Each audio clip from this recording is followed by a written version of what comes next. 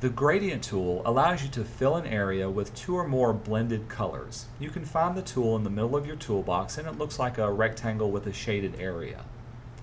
To change the style of your gradient tool, look in the tool options. We'll start off with the left-hand side. By clicking on the down arrow, you can choose some predefined gradient styles. The first one is the most commonly used. This one will fill from your foreground color to your background color, meaning whatever your foreground color is, in this case blue, and the background color, white, is how the gradient will mix itself. If I was to change my foreground color and my background color to something different, you can now see that the foreground background preview at the top will show you what the blending will look like. Let's undo that and reset our foreground background color back to blue. Additionally, you can choose some predefined swatches, and later we'll learn how to make your own predefined swatches. But these are great for quickly choosing different areas. And you can choose more than one color. For instance, this one's going from blue to red to yellow. The second thing to know is how to change the directional style of your gradient.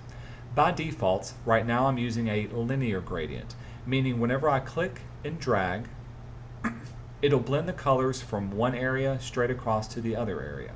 And I can determine the angle of it based on how I click and drag my mouse.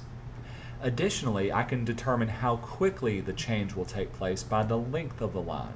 So if I was to draw a long line, it very gradually goes from blue to white. Whereas if I was to draw a short line, it very quickly goes from blue to white. So the angle and the length determines how much gradation you're trying to incorporate. The other styles are a radial gradient, which gives me a center point and then I pull outward. Just like the other one, the length of it and the direction determines the style that you have. There's also a angular gradient. This is really great for pulling off to the edge of it. There's a reflective gradient. And there's also a diamond type gradient.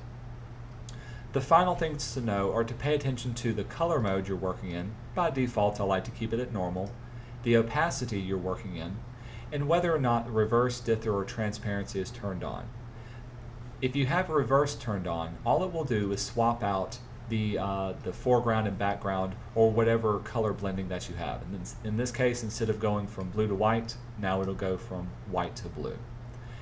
I usually keep dither and transparency turned on because this will give me the best quality and the best options for when I'm working in the gradient tool.